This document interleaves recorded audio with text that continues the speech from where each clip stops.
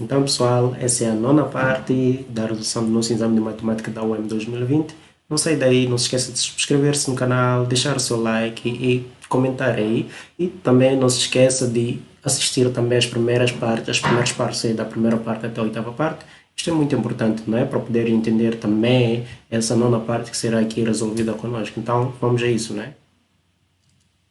Mais uma vez, sejam bem-vindos à resolução do exame e daremos continuidade com o exercício número 43. Temos aqui um problema que diz o seguinte: a produção PI das camisas numa fábrica em milhares de unidades por ano depende do produto de máquina X de um determinado tipo, em unidades, de acordo com a função P de X igual a 2x ao quadrado mais X.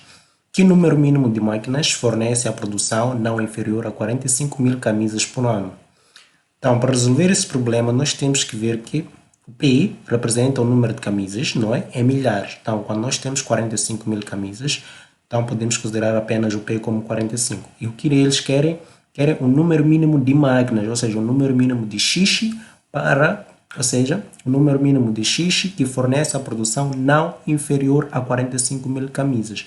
Ou seja, se não é inferior a 45.000 camisas, significa que é superior ou igual, não é? Então, neste caso, vamos afirmar que o P de X tem que ser superior ou igual a 45, não é? 1.000 camisas por ano. Então, o P de X, nós sabemos que o P de X foi representado lá é definido pela função 2x ao quadrado mais x. Então, isto implica que 2x ao quadrado mais x tem que ser maior ou igual a 45. Então, isto é uma inequação quadrática. O que nós estamos à procura? Estamos à procura do número mínimo de máquinas. E o máquina aqui é x. Neste caso, nós estamos a calcular uma produção, não é? Que é maior ou igual a 45.000 camisas e nós queremos o número mínimo de máquinas, ou seja, queremos o mínimo x. Então, o que nós vamos fazer para resolver? Nós vamos resolver essa inequação quadrática e vamos obter o número mínimo x da solução dessa inequação quadrática. E esse x tem que ser um número inteiro positivo, porque o número de máquinas nunca pode ser um número negativo. Então, como é que vamos proceder com a resolução? Teremos aqui 2x ao quadrado mais x ser menos 45 será maior ou igual a zero. Então, neste caso, ficaremos aqui para resolver, temos que encontrar a equação quadrática associada, que seria, neste caso, 2x ao quadrado mais x menos 45 igual a zero. Então, nós podemos ver que a soma aqui é menos b sobre a. Então, neste caso, ficaria com menos 1 sobre 2, que é igual a 0 menos 0,5. E para o produto aqui, ficaríamos com c sobre a, neste caso, que é menos 45 sobre 2. Isto aqui é mais ou menos menos 22,5. Neste caso, os zeros da função x1 e x2, cujo a soma dá menos 0,5 e o produto dá menos 22,5, seria neste caso o menos 5 e o 4,5. Então, para resolver essa inequação quadrática, vamos usar aqui zero. Neste caso, ficaríamos aqui com uma espécie de... Vamos traçar aqui a nossa reta primeiro. Então, vamos posicionar os zeros, que é o menos 5, um dos zeros, e o outro é um zero positivo, que é 4,5. Então, neste caso, temos uma parábola com concavidade virada para cima. Então, ficaremos com uma coisa dessas. Esse é o x. Então, as soluções são a parte positiva. A parte positiva, incluindo esta parte também, esta parte dos zeros da função, porque tem um sinal de igualdade aqui. Então, neste caso, a nossa solução para a inequação seria intervalo aberto de menos infinito até menos 5, fechado, união com fechado de 4,5 até mais infinito. Então, observe o seguinte. Aqui diz que número mínimo de máquinas. Quando trata-se de número de máquinas, nós nunca vamos tratar, as máquinas nunca vão ser contabilizadas de uma forma negativa, tipo menos duas máquinas, não. Serão contabilizadas de uma forma positiva. Então, o que significa que o número de máquinas tem que ser um valor inteiro, primeiramente, tem que ser um valor inteiro e positivo. Então, neste caso, nós vemos que todos os valores que estão no menos infinito a menos 5 são números negativos. Existem números inteiros sim, mas são negativos. Os positivos existem de 4,5 a mais infinito. Mas o mínimo será o primeiro valor a ser encontrado neste intervalo. Depois do 4,5, o primeiro valor inteiro positivo é o 5. Então, podemos afirmar que o nosso x é igual a 5. Esse é o número mínimo de máquinas que nós precisamos para ter uma produção de 45.000 camisas por ano. Ou seja, seria então a alternativa C.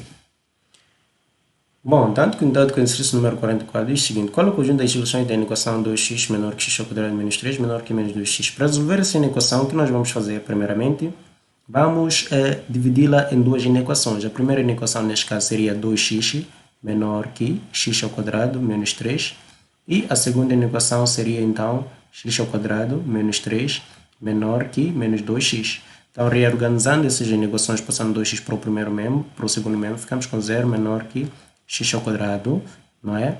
Menos 2x menos 3. E, para este caso de cá, passando o menos 2x para cá, fica 2x ao quadrado, mais 2x menos 3 menor que zero. Então, aqui nós temos essas duas inequações, são inequações quadradas. Então, para resolver, a melhor forma é recorrer ao método gráfico. Então, para ter o método gráfico, tem que encontrar x1 e x2. Então, eu vou usar a soma, seria então menos b sobre a, que seria 2, e vou usar o produto também, que seria c sobre a, que seria menos 3. Então, eu posso observar que o meu x1, para este caso, seria, então, para o meu x1 e x2 para este caso seria então menos 1 e 3, porque a soma vai dar 2 e o produto vai dar menos 3. Então, resolvendo essa equação usando o método gráfico, vamos esboçar aqui no eixo x, vamos apontar aqui os pontos, ponto menos 1 e o ponto 3, e desenharmos aqui a parábola com uma concavidade virada para cima, porque a é igual a 1 e 1 é positivo. Nós queremos a parte maior que zero, então a parte maior que zero para nós seria esta parte aqui. Então aqui o nosso x, a nossa solução seria então x pertencente a menos infinito até menos 1, não é? União com 3 a mais infinito. Então, aberto de 3 a mais infinito, aberto. Então, prosseguindo com a segunda parte também, vamos achar a soma. A soma neste caso seria menos 2 e o produto, neste caso, que seria c sobre a, que seria menos 3. Então, o meu x1, para este caso, e o meu x2 seria menos 3 e 1 seria menos 3 e 1, porque ao somar vai dar menos 2 e ao multiplicar vai dar menos 3. Então, fazendo a redução gráfica daquela equação quadrática, ficaríamos aqui com menos 3 e 1. Neste caso, com cavidade virada para cima, ficaríamos aqui com uma parábola desta forma. Não é? A parábola não é lá muito bonita, mas o que interessa é o conteúdo, é a solução. Então, qual é a solução? A parte menor que zero é a parte que está debaixo do eixo do x. Então, esta parte é essa parte aqui. Toma esses valores aqui. Essa parte é que está debaixo. Toma o valor de menos 3 até 1. Então, o nosso x aqui é pertencente ao intervalo aberto de menos 3 até 1 aberto. Então, essas são as nossas soluções das inequações. Agora, vamos ter que achar a interseção das duas inequações para acharmos a solução geral dessa inequação. Então, como é que nós vamos fazer isso? É só representarmos todas aquelas soluções da mesma reta. Então, vamos considerar essa reta aqui e vamos representar aquelas soluções. Então, vamos representar essa reta com os pontos 0. Então, aqui ficaremos com menos 3, ficaremos aqui com menos 1. Para este lado aqui ficamos com 1 e ficamos com 3. Então, qual é o primeiro intervalo que vamos representar? Podemos usar esse intervalo, que é o menor de todos, que é menos 3 a 1. Então, menos 3 a 1 ficaremos então com uma coisa dessas. Este seria então o nosso intervalo de menos 3 a 1, com intervalos aqui abertos. Então, vamos tracejar isso. E o outro intervalo, então, seria de menos infinito até o ponto menos 1. Então, são valores deste gênero, não é? E a união com pontos que saem de 3 até mais infinito. Então, seriam pontos desse gênero. Então fazendo... Então, nós verificamos que queremos achar aqui a interseção dessas duas partes. A interseção dessas duas partes. Como é que vamos achar a interseção dessas duas partes? A interseção normalmente é onde eles têm valores em comum. Então, vejo que aqui são dois intervalos, de menos 3 a 1 e este intervalo aqui maior, que sai de menos infinito a menos 1, de 3 a mais infinito. Então, a interseção normalmente verifica-se apenas nessa parte que sai de menos 3 a 1. Então, essa seria então a nossa solução final, ou seja, o nosso x seria aqui os valores que saem de menos 3 até menos 1, intervalo aberto, que seria então a alternativa D. Dando continuidade com o exercício número 45, aqui é um problema que vai envolver diagrama de Venn. Diz o seguinte: num prédio foi efetuada umas pesquisas sobre os frequentadores das lanchonetes A, B e C. Então, existem 3 lanchonetes. E constatou-se que 30, 40 e 20 indivíduos frequentam A, B e C, respectivamente. 12 frequentam A e B, 9 frequentam B e C, 6 frequentam A e C e 4 frequentam A, B e C. 5 não frequentam nenhuma lanchonete. O número de moradores de prédios é. Então, para resolver esse problema, primeiro temos que retirar lá os nossos dados. É muito importante, né? Retirar os nossos dados. Os dados que vamos retirar é quantos é que frequentam A. Nós verificamos que estes que frequentam A são 30. Quantos é que frequentam B? Os que frequentam B são 40. E quantos é que frequentam C? São 20. Não é? Isso podemos ver aqui na primeira linha e no início da segunda linha, não é? Respectivamente.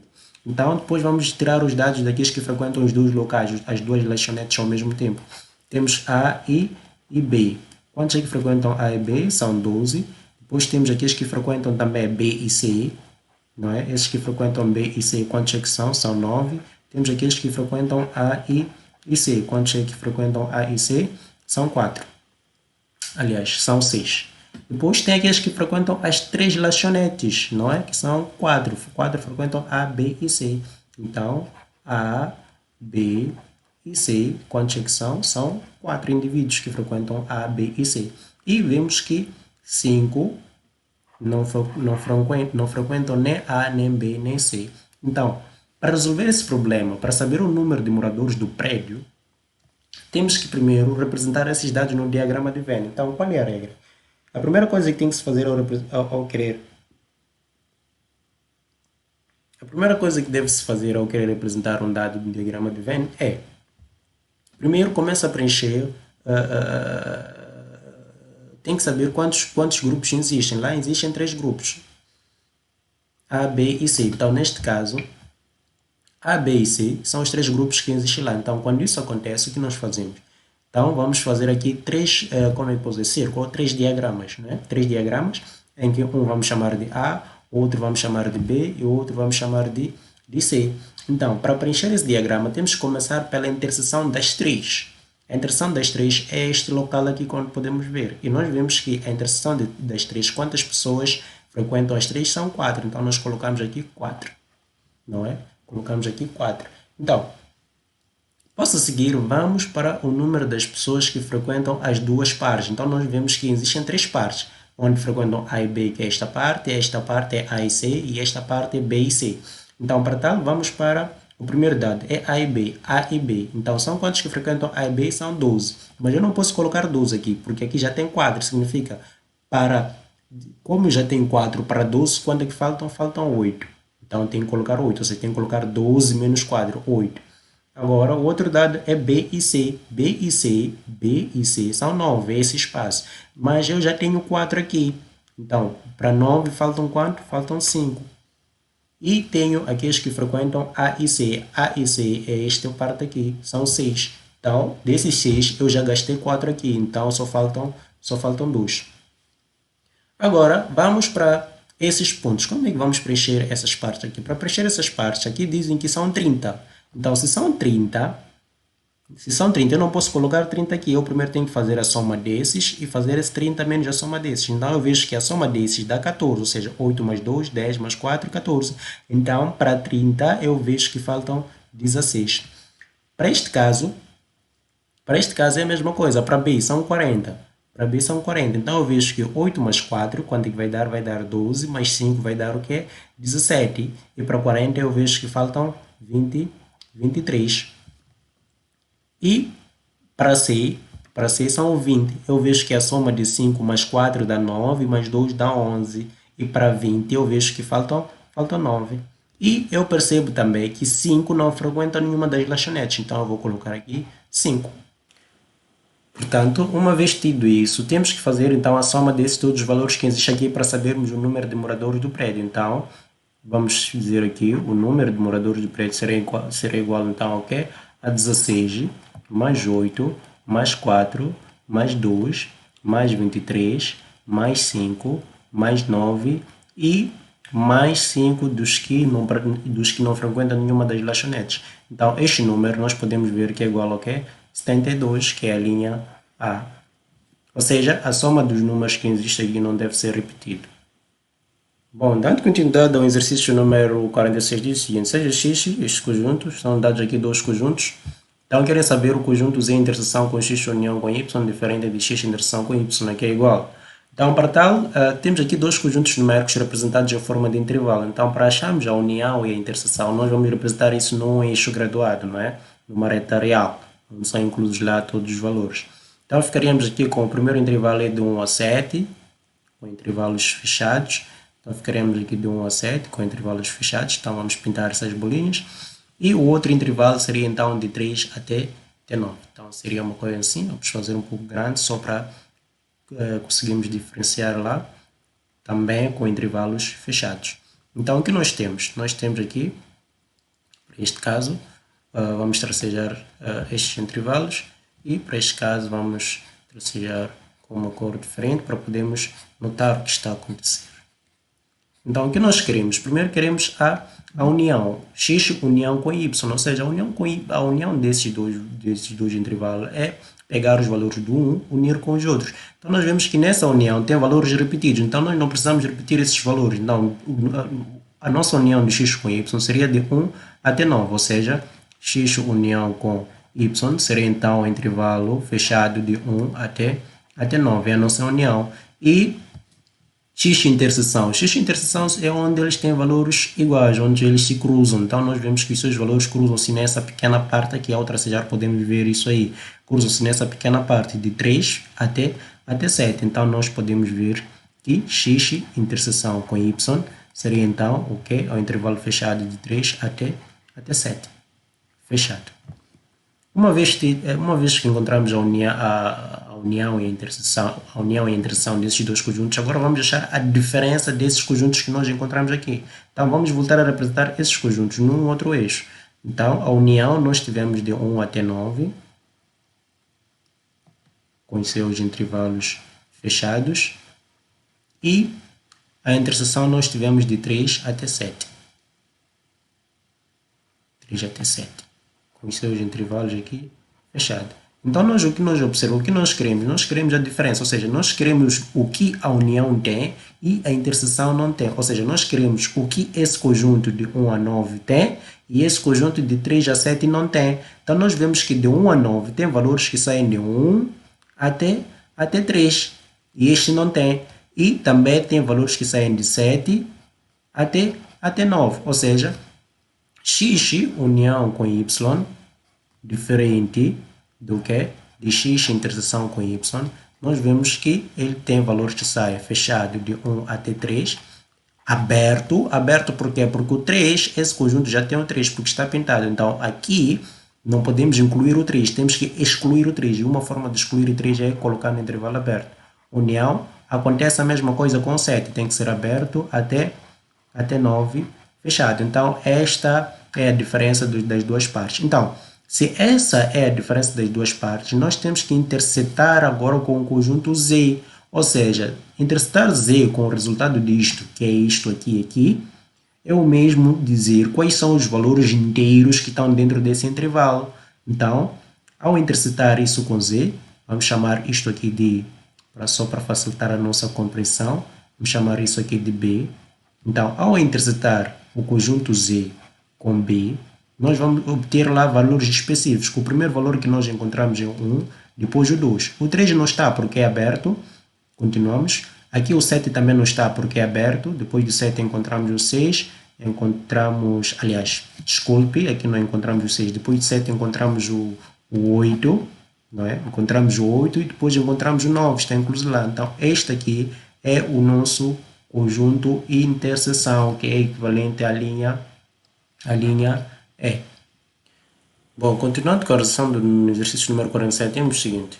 Qual é a ordenada no ponto P na figura? Então, nós temos essa figura aqui, né? Essa figura, conforme podem ver, temos aqui um ponto P, temos um ângulo que mede 1 rad, né? E é uma circunferência unitária. Então, nós queremos a ordenada, ou seja, a ordenada seria, então, para o nosso caso aqui, o valor de y para este ponto aqui, o valor de y. Não é? Temos que saber a ordenada, são os valores de y, e a abscissa são os valores de x, esses valores estão aqui, então nós queremos a ordenada. Então, para tal, nós podemos lembrar que num círculo, numa circunferência unitária, esse eixo aqui, na verdade, é equivalente ao eixo seno de x. Seno de x, e esse eixo é equivalente a cosseno de x. Então, mas o que nos interessa aqui é seno de x. Então, com este conhecimento, é possível nós sabermos a ordenada aqui. A ordenada aqui, a ordenada aqui. Como é que nós vamos saber disso? Primeiro, nós temos que saber que este ângulo aqui, ao medirmos no sentido horário, normalmente medimos de uma forma negativa, ou seja, sai de 0 para menos π sobre 2, depois menos π, menos 3π sobre 2, conforme vimos nos exercícios anteriores, da parte número 8. Então, usando aquele conhecimento, o que nós vamos afirmar aqui? Nós vamos afirmar que o seno de x, não é? Neste caso, seria igual ao quê? O seno, a ordenada para essa parte, não é? Vamos chamar esse ponto de ponto y1. Então, a ordenada no ponto y1 seria igual ao quê? A seno.